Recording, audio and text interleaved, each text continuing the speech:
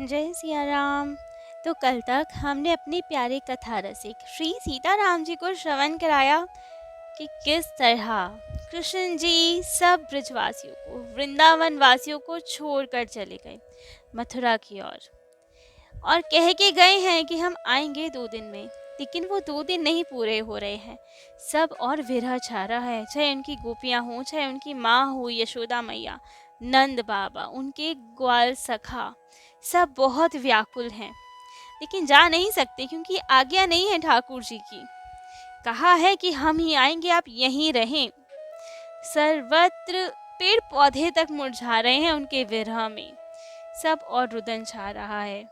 सब प्रतीक्षा में है। प्राण केवल इसीलिए बचे हैं क्योंकि ठाकुर जी ने कहा है वे आएंगे, वरना तो प्राण कब के निकल जाते। इस आशा में ही प्राण टिके हुए हैं कि वे आएंगे अवश्य, एक बार और उनका दर्शन हो पाएगा। और इधर माधवी जी का विरह अलग, क्योंकि उन्हें तो ये भी आशा नहीं कि वे यदि आएंगे भी तो भी हमसे तो भेंट नहीं करेंगे। वे कह गए हैं कि अब तो अगले जन्म में ही मिलेंगे तुम्हें, हमारी और तो नहीं देखेंगे। तो क्या करें इस जीवन का, क्यों ना जल्दी से शरीर त्याग ही कर दिया जाए। लेकिन फिर भी चंपक लता जी ने उन्हें रोक लिया और कहा, हमारी श्री जी से मिलिए, उनके दर्शन कीजिए। हमारी श्री जी के पास तो सब रोगों की दवा है। आप उन्हें सब बताएं, सारी स्थिति समझाएं। वे अवश्य ही कोई अच्छा सा उपाय बताएंगी जिससे कि जन्म आसान हो जाएगा, विरह जल्दी ही दूर हो जाएगा। अब चंपक लता जी मीराबाई जी को, माधवी जी को लेकर गई श्री जी के पास, राधा रानी के पास। परिचय हुआ। दर्शन तो एक बार हुए थे गोवर्धन जी के नीचे, लेकिन कभी वार्तालाप नहीं हुई थी। दूर से केवल दर्शन हुए थे। आज पहली बार ठीक से दर्शन किए, चरणों में प्रणाम किया। तब राधा रानी ने बहुत प्रेम से पूछा, क्या स्थिति है, क्यों इतने दुखी हो। तब माधवी जी ने सब कुछ बताया कि हमसे क्या अपराध हुआ है। कान्हा जी के कहने पर भी हमने घूंघट नहीं खोला, इतनी बड़ी अपराधिन हूं मैं तो। और अब तो कान्हा जी कह गए हैं कि इस जन्म में नहीं मिलेंगे, कलयुग में जन्म लेना पड़ेगा तुम्हें, हमारी प्राप्ति करनी है तो। तब तो राधा रानी जी के नेत्र छल छला गए और कहा कि नहीं नहीं, हमारे कन्हैया को गलत ना समझना, वे कभी किसी पे गुस्सा नहीं होते। गुस्से के कारण तुम्हें ये दंड नहीं दिया है, लीला है। वहां पे भी तो भक्तों को कुछ सीख चाहिए, कुछ आधार चाहिए, इसलिए भेज रहे हैं तुम्हें। वे किसी से गुस्सा नहीं होते, रुष्ट नहीं होते, वे तो प्रेम मूर्ति हैं। तो आप उनके प्रति ऐसा भाव ना रखें कि वे आपसे नाराज हैं, वे जानते ही नहीं है नाराज होना तो। लेकिन माधवी जी का कैसे ढांढस बने, क्या किया जाए। माधवी जी ने कहा कि श्री जी, कलयुग तो बहुत भयानक है, कैसे कैसे लोग होंगे वहाँ, कितनी परेशानी होगी, मैं ठाकुर जी को ही भूल जाऊंगी, क्या किया जाए। तब तो श्री जी ने कहा, आप चिंता ना करें, ठाकुर जी आपके साथ रहेंगे ना, उनका प्रेम आपके साथ रहेगा, ऐसे कैसे भूल जाओगे आप ठाकुर जी को। तब तो चंपक लता की ओर देखा और कहा, चंपक लता जी, आपसे एक निवेदन करना है। अब चाहे इसे आप निवेदन समझे या आज्ञा समझे। चंपक लता जी ने कहा, श्री जी, आप तो ठकुराइन है हमारी, आज्ञा कीजिए। तब राधा रानी ने कहा, आपको भी धरती पे जाना पड़ेगा इनके साथ, इनकी सहायता करने के लिए। अकेले कैसे निर्वाह करेंगी ये, आप रहेंगी इनके साथ तो संबल रहेगा, सहारा रहेगा एक, इनकी भक्ति आगे बढ़ पाएगी और आप ही के सहारे वापस गोलोक में हमारे परम धाम को प्राप्त करेंगी, हमारे सरकार को प्राप्त करेंगी ये। अब चंपक लता जी ने कह तो दिया कि जो आज्ञा, लेकिन विरह होने वाला था राधा रानी और श्री कृष्ण जी से। वे तो इनकी परम प्रिय सखी थी और वे राधा रानी अब अपनी परम प्रिय सखी को धरा धाम पे भेजने वाली थी, तो वियोग होने वाला था। अब तो चंपक लता जी भी रो पड़ी। माधवी जी ने कहा, नहीं नहीं श्री जी, आप इनको दर्द ना दीजिए, हमारे कारण हम सह लेंगे, इनका वियोग मत कीजिए, आपको भी कष्ट होगा, इन्हें भी कष्ट होगा। लेकिन श्री जी ने भी अश्रुपूरित नेत्रों से कहा, नहीं नहीं, ये जाएंगी तुम्हारे साथ, तुम्हें बहुत सहारा हो जाएगा इनके जाने से। तब तक तुम्हारे साथ रहेंगी दासी के स्वरूप में, पूरी सार संभाल करेंगी तुम्हारी, जब तक तुम ठाकुर जी की प्राप्ति ना कर लो, तुम्हारा विरह दूर ना हो जाए। और ये लीला हम आगे श्रवण करेंगे। मीराबाई जी की एक चंपा दासी के नाम से एक थी जो सदा उनके साथ रही। द्वारिका लीला से पहले जब मीराबाई जी सदा द्वारिकाधीश जी में विलीन हो गई, उससे कुछ समय पहले तक वे थी। उसके बाद पहले चंपकलता जी वहां पहुंची गोलोक धाम और फिर इनको लेके गई। आगे श्रवण करेंगे हम चरित्र में। तो ऐसे ही अब चंपकलता जी को भी आज्ञा हो गई कि मीराबाई जी के साथ धराधाम पे जाओ तुम। अब तो समय बीतने लगा ऐसे ही, श्री जी के सहारे सब अपना जीवन काटने लगे इस आस में कि ठाकुर जी पुनः आएंगे वृंदावन। 100 वर्ष बीत गए। कहा जाता है कि ठाकुर जी को विरह की भी प्रेरणा देनी थी, इसलिए ये लीला की। एक कथा ये भी है कि गोलोक में सुदाम नाम के इनके एक सखा थे, जिन्होंने भी इन्हें श्राप दिया था ठाकुर जी की ही लीला से, राधा रानी की लीला से, कि तुम सब गोपियों को 100 वर्ष का विरह सहना पड़ेगा श्री कृष्ण जी से। उस श्राप के कारण भी 100 वर्ष का विरह हुआ। अब 100 वर्ष बीतने के बाद एक बार पुनः समय आया जब श्री कृष्ण जी का सब ब्रिजवासियों से मिलन होने को था। वृंदावन नहीं आए थे अभी, उससे पहले इनका दर्शन हुआ। सूर्य ग्रहण पड़ा था बहुत भयंकर। तो कुरुक्षेत्र में स्नान की बहुत महिमा है, तो समस्त द्वारका वासी उनके परिवारजनों को लेकर श्री कृष्ण जी कुरुक्षेत्र आए थे। और जैसे ही ब्रिजवासियों को पता चला कि हमारे कान्हा कुरुक्षेत्र आए हैं, तो वे सब भी दौड़ पड़े। एक शिविर पूरा लगाया ब्रिजवासियों का। तब तक कान्हा जी को पता नहीं था कि ब्रिजवासी आए हुए हैं। सबके शिविर लगा दिए गए। नंद बाबा, माता यशोदा खूब बूढ़े हो चुके थे। कृष्ण जी ही 111 वर्ष के हो गए थे और नंद बाबा, यशोदा मैया तो और बड़े, 200 वर्ष के आसपास हो गए होंगे वे तो, क्योंकि बुढ़ापे में प्राप्त हुए थे उन्हें श्री कृष्ण जी। तो अब नंद बाबा और माता यशोदा ने सोचा कि लाला से मिलने जाया जाए, लेकिन किसी को बताएंगे नहीं, ना किसी को सूचना देंगे, वरना संकोच में पड़ जाएंगे, क्योंकि अब तो वे राजा है ना द्वारिकाधीश के, सब अव्यवस्था फैल जाएगी। तो हम चुपचाप चलते हैं दोनों और दर्शन करने आते हैं। धीरे धीरे दोनों दंपति गए द्वारिका जी के शिविर की ओर। वहाँ खूब भीड़ द्वारकाधीश के दर्शनों की। अपार भीड़ देख के ये जाने लगे कि एक बार बस दूर से दर्शन हो जाए, फिर हम पुनः आ जाएंगे, मिलेंगे नहीं। अब तो राजा है ना वे, मिलेंगे नहीं, केवल दर्शन मात्र करेंगे। तब तो एक द्वारिका वासी ने देखा और कहा कि अरे आप लोग बहुत वृद्ध हैं, इतनी भीड़ में जाएंगे तो कष्ट होगा, आप ना जाएं वहां पे। तब तो इन्होंने कहा नहीं नहीं भाई, हमें जाना आवश्यक है, हमें बस दूर से एक बार दर्शन करने हैं, फिर हम चले जाएंगे। दर्शन करने हैं किनके? कन्हैया के। अब द्वारिका वासी नहीं जानते थे। उन्होंने कहा अरे यहाँ तो कोई कन्हैया नहीं, कहाँ ढूंढेंगे कन्हैया को, भीड़ में दब जाएंगे, रहने दीजिए। तब तो इन्होंने कहा कि कन्हैया अर्थात द्वारिकाधीश, द्वारिकाधीश के दर्शन करने हैं हमें। तब तो उसने कहा अच्छा, द्वारिकाधीश को कन्हैया कोई नहीं कहता यहाँ पे, वे तो श्री कृष्ण है, द्वारिकाधीश है, राजा है हमारे। कन्हैया तो ने ब्रिजवासी कहते थे, उनकी मैया बाबा कहते थे, नंद बाबा और यशोदा मैया। तब तो इन दोनों के नेत्र छलछला गए कि अच्छा हम ही हैं वे, अब भागे नंद बाबा और यशोदा, जिनका इतना वियोग हो गया हमारे कहने से कि हम आज मिल भी नहीं पा रहे। तब तो उन्हें पता लगा अच्छा आप हैं नंद बाबा और यशोदा, तो आपने बताया क्यों नहीं? हमारे द्वारिकाधीश इंतजाम करते, दौड़े हुए आते आपके पास, रथ भेजते, आप क्यों कष्ट उठा रहे हैं? अभी मैं सूचित करता हूँ राजा जी को, वे आएंगे आपसे मिलने, इतनी भीड़ में ना जाए, आपको कष्ट होगा। आप तो हमारे राजा, हमारे प्यारे द्वारिकाधीश के माता पिता हैं, आप कष्ट ना उठाएं। नंद बाबा ने बहुत मना किया, नहीं नहीं आप बताएं ना, हमें केवल दूर से दर्शन करने हैं, लेकिन वे नहीं माना। भागा हुआ गया सिपाही के पास, उसे बताया, उसने अपने ऊंचे अधिकारियों को बताया, धीरे धीरे मंत्री तक और सब तक पहुँचते पहुँचते द्वारिकाधीश स्वयं श्री कृष्ण तक बात पहुँची। कि ब्रिजवासी आए हैं कुरुक्षेत्र में, शिविर लगा है उनका, और उस शिविर में से दो बूढ़े दंपति यहाँ आए हैं आपके दर्शनों को। अच्छा, कौन आए हैं? अब ठाकुर जी का प्रेम इतना जागृत हो गया, वे बहुत प्रेम करते हैं ब्रिजवासियों से। कितनी बार होती थी कि वे रात भर रोते थे, उधो से कहते थे कि मुझे ब्रिज भूलता ही नहीं है, मैं क्या करूं, रोना ही नहीं बंद होता।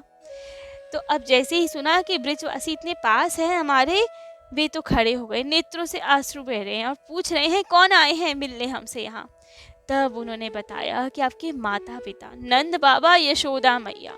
इतना तो सुनने की देर थी कि कान्हा जी तो नंगे पैर, बिना छत्र के, बिना रथ के, केवल दौड़ते चले गए भीड़ को चीरते हुए। सब कह रहे हैं कि अरे रुकिए, जूतियां पहन लीजिए, कि इतनी भीड़ में मत जाइए, यहाँ से जाइए, भीड़ हटा देते। लेकिन वे सुने कहाँ, होश कहाँ है इतना। तुरंत दौड़ते हुए, भागते हुए जा रहे हैं, माँ बाबा पुकारते हुए जा रहे हैं कि मेरी मैया बाबा, मैया बाबा पुकारते हुए जा रहे हैं दौड़ते हुए। जब देखा दूर खड़े हैं, वही मुकुट फेंका और दंडवत किया। जैसे ही नंद बाबा मैया ने देखा हमारे कान्हा दंडवत कर रहे हैं, भूमि पे लेटे हैं, तुरंत वे भी भाग के आए, हृदय से लगा लिया अपने पुत्र को। खूब प्रेम आंसू बह रहे हैं दोनों ओर से। पूछ रही है मैया कि कान्हा, यहाँ तुम खाते पीते नहीं हो क्या? बहुत दुबले हो गए, यहाँ तो तुम दूध नहीं पीते हो, माखन नहीं मिलता तुम्हें यहाँ क्या? और वे क्या बोले? वे एक अपराधी की बाती नजरें झुकाए बैठे हैं। अपराधी, क्योंकि इतना वियोग सहाया माँ बाबा को। 100 वर्ष हो गए उन्हें देखे बिना, कभी जा ही नहीं पाई ये वृंदावन, क्योंकि शायद नियति यही थी, वे जा ही नहीं सकते थे। श्राप भी तो था ना, 100 वर्ष का, कैसे मिलने जाते? नहीं जा पाए किसी से मिलने। लेकिन माँ ने कहा कि तुम ऐसे मत बैठो, हमें कोई दुख नहीं है, तुम्हारे दर्शन हो गए ना, हम प्रसन्न हैं, तुम दुखित ना हो। तब तो कृष्ण जी अपने मैया बाबा को अपने शिविर में लेके गए, अपनी सब पत्नियों से उन्हें भेंट करवाई, सब ने सबको खूब आशीर्वाद दिया और फिर कहा कि लाला अब हम जाते हैं।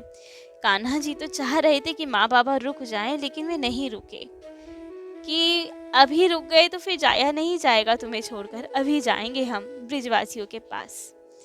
तो पहुंचे नंद बाबा, यशोदा मैया वापस अपने शिविर में। सर्वत्र ये चर्चा फैल गई कि नंद बाबा और यशोदा मैया तो कान्हा जी के दर्शन कराए, और वे आज भी हमसे बहुत प्रेम करते हैं, ब्रिजवासियों से बहुत प्रेम करते हैं।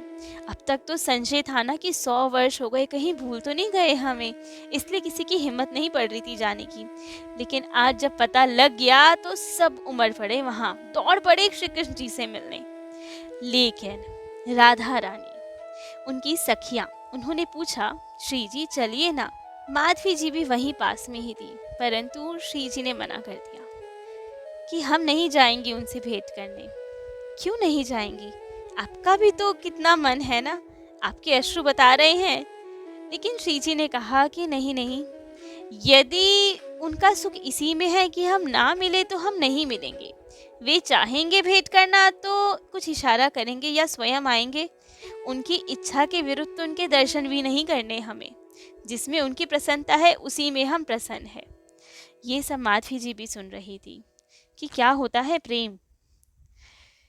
तो अब जब सबको पता चला ब्रिजवासी यहाँ हैं, द्वारकावासी यहाँ हैं, पूरे द्वारका जी के शिविर में ब्रिज की चर्चा, और ब्रिजवासियों के शिविर में, वृंदावन वासियों के शिविर में द्वारिका जी की चर्चा।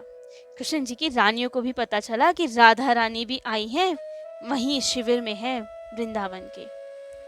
तब तो रुक्मणी जी के मन में अति उत्कंठा कि हमें उनके दर्शन करने हैं।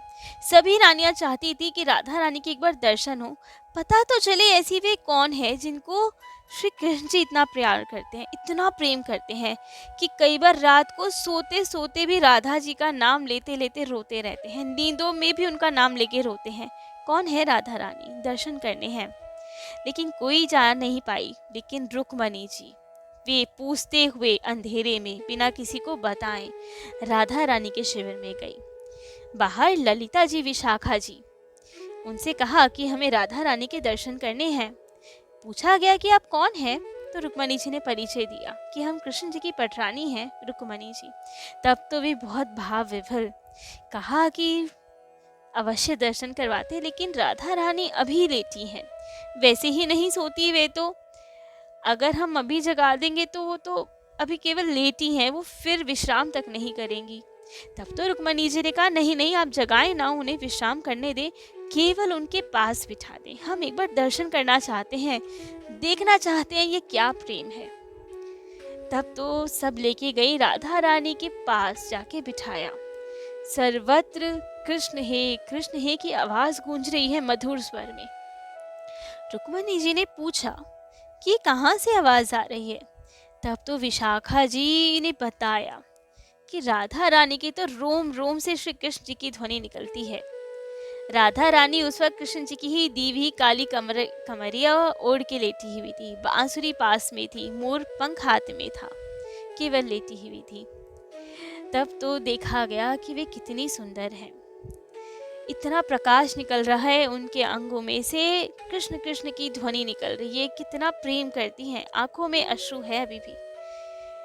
तो अब थोड़ी आहट हुई तो राधा रानी की आंख खुली, देखा कि कौन है, बताया गया कि रुक्मणी जी हैं। वे दौड़ी कि आप तो बहुत महान है, श्री कृष्ण जी की पत्नी, हमें चरण स्पर्श करने दें। रुक्मणी जी ने कहा नहीं नहीं, हमें आपके चरण स्पर्श करने चाहिए, क्योंकि आपसे ही सबसे अधिक प्रेम करते हैं वे, दोनों में यही हो कि कौन चरण स्पर्श करे। तब तो रुक्मणी जी ने कहा कि हे राधा रानी, हम सभी आपके दर्शन करने के लिए आतुर हैं। 16,108 रानियां हैं ना कृष्ण जी की, सभी आपसे भेंट करना चाहती हैं। सबको नहीं ला सकते थे हम, क्योंकि इतने सारे हैं हम लोग कि यहाँ अव्यवस्था हो जाती, तो कृपा कर आप पधारे ना द्वारिका जी के शिविर में, हमें दर्शन करना है। और हमारी राधा रानी ऐसी कि वे मना तो किसी को कर ही नहीं सकती, बरसाने वाली है वे, कृपा करती नहीं है, कृपा की बरसात कर देती है, बरसा देती है कृपा, इसीलिए तो बरसाने वाली है। तो अब उन्होंने स्वीकृति दी। तो अब रुक्मणी जी के साथ राधा रानी और उनकी सखिया गई द्वारिका जी के शिविर में, माधवी जी भी साथ थी, सब देख रही थी। अब शिविर में तो ले गई उन्हें खूब प्रेम से, अब कोई आतिथ्य ना ले, कुछ भी स्वीकार ना करे। तब तो रुक्मणी जी ने कहा कि अच्छा गर्म दूध तो पी लीजिए ना। तब राधा रानी ने कहा नहीं, हो गए दर्शन, अब हमें जाना है, हम ज्यादा देर नहीं रुक सकते यहाँ। तब तो रुक्मणी जी ने कहा कृष्ण जी की प्रसादी है, कैसे मना करेंगी आप। तब तो राधा रानी ने कुछ नहीं देखा, वो गर्म दूध पी लिया, एक ही सांस में सारा दूध पी लिया और कहा अब हमें आज्ञा दीजिए, और चली गई। शाम हुई तो कृष्ण जी आए वहां। रुक्मणी जी ने देखा कि कृष्ण जी के पैरों में छाले, पूछा कि अरे आपके चरणों में ये क्या हो गया, फफूले कैसे पड़ गए, आप तो नंगे पैर चलते भी नहीं, तो ये सब क्या हो गया। तब कृष्ण जी ने कहा कि मत पूछिए। रुक्मणी जी ने हट किया कि नहीं, हमें बताएं कि ये कैसे हुआ। तब श्री कृष्ण जी ने कहा क्या यहाँ आज राधा रानी आई थी। तब रुक्मणी जी ने कहा आपको कैसे ज्ञात हुआ। कृष्ण जी ने कहा बस आप बताएं, क्या वे आई थी यहाँ। रुक्मणी जी ने कहा जी, वे आई थी कृपा करने हम पे। तब पूछा गया कि क्या क्या लीला हुई। रुक्मणी जी ने कहा ऐसा कुछ नहीं हुआ, थोड़ी देर ही रुकी, आतिथ्य ही नहीं स्वीकार कर रही थी, तब फिर हमने आपकी प्रसादी कह के दूध पिलाया उन्हें, तो बस गरम दूध एक ही सांस में पी गई, रुकी भी नहीं और तुरंत चली गई। तब कृष्ण जी की आंखों में अश्रु और कहा बस यही कारण है हमारे चरणों में छाले होने का। वे गरम दूध एक ही सांस में पी गई, जिससे उनके गले में पीड़ा हुई। राधा रानी के हृदय तक पहुंचा वो दूध गरम गरम, और उनके हृदय में तो मेरे चरण कमल है। गरम गरम दूध मेरे चरणों पे लगा तो छाले पड़ गए। तब तो रुक्मणी जी की आंखों में आंसू कि क्या प्रेम ऐसा भी हो सकता है कि आपकी पीड़ा उन्हें मिले, उनकी पीड़ा आपको मिले। कृष्ण जी ने कहा अवश्य। रुक्मणी जी ने कहा अच्छा, उनके हृदय में आपके चरण हैं, तो आपके हृदय में किसके चरण हैं। तब तो कृष्ण जी ने कहा कि बेशक आप हमारी धर्मपत्नी हैं, सब हैं, लेकिन हमारे हृदय में सदा ही राधा रानी के ही चरण बसते हैं। तब रुक्मणी जी ने भी इनके प्रेम को शीश नवाया। और राधा रानी की लीला किस तरह उन्होंने दूध पी लिया श्री कृष्ण जी के कहते ही उनकी पत्नियों की जब वार्तालाप सुनी श्री कृष्ण जी की, उनका प्रेम देखा, तब माधवी जी के हृदय में ये विचार आया कि यदि मैं भी कृष्ण जी की पत्नी होती, केवल गोपी नहीं, पत्नी होती उनकी, धर्म पत्नी, तो आज मैं भी श्री कृष्ण जी के पास रह रही होती, विरह नहीं सहना पड़ता। तो यही भाव था अंतिम समय में उनके। इसके बाद कहा जाता है कि श्री कृष्ण जी के दो स्वरूप हुए। एक स्वरूप से तो द्वारिका लीला हुई कि किस तरह उन्होंने अपने वंश का किया और किस तरह से वे अपने धाम को गए, लेकिन एक रसिकों संतों के द्वारा कहा जाता है श्री कृष्ण जी एक स्वरूप से वृंदावन भी आए थे। वहां सब गोपियों के साथ सबको अपने धाम ले गए थे। तो जब श्री कृष्ण जी आए तो उनकी लीला वहां भी खत्म हुई। राधा रानी गोपियां तो उनके साथ चली गई, बाकियों का शरीर भी छूट गया। तो अंतिम समय में माधवी जी के मन में वही छवि थी, द्वारिकाधीश जी वाली, और यही भाव था कि काश मैं द्वारिकाधीश जी की पत्नी होती तो उनके पास रहने का सौभाग्य मिलता, विरह नहीं सहना पड़ता। और शास्त्रों में कहा गया है कि अंतिम समय जो मनुष्य के मन में भाव रहते हैं, जो इच्छाएं रह जाती हैं, उन्हें वैसा ही जन्म मिलता है। तो इसलिए भी कहा जाता है कि मीराबाई जी की में गोपी भाव तो था, परंतु पत्नी भाव अधिक था। वे श्री कृष्ण जी की पत्नी के स्वरूप में ही रहती थी, उन्हें अपने पति ही मानती थी, क्योंकि अंतिम समय में उनके मन में ये भाव था। इसीलिए ही मीराबाई जी वृंदावन में तो रही, परंतु अंतिम समय द्वारिका जी आई, क्योंकि द्वारिकाधीश में उनका ज्यादा प्रेम था। अंतिम समय में वे द्वारिका में थी, उनका वहां मन अटका हुआ था, तो इसलिए अंतिम समय द्वारिका जी में थी और द्वारिकाधीश में ही वे लीन हुई। वृंदावन बिहारी में लीन नहीं हुई, वृंदावन में लीन नहीं हुई। सशरीर जो ठाकुर जी में लीन हुई वो द्वारिकाधीश भगवान थे, जिनमें वे सदेह लीन हो गई। तो ये थी मीरा जी की पूर्व जन्म की कथा। कल से अपने कथा रसिक को मीराबाई जी की कलयुग के अवतार की कथा श्रवण कराएंगे कि कहाँ मीराबाई जी का जन्म हुआ और क्या क्या लीला हुई, कैसे भक्ति बढ़ी, ये सब हम कल श्रवण कराएंगे अपने कथा रसिक को। आज के लिए इतना ही। जय जय श्री सीताराम।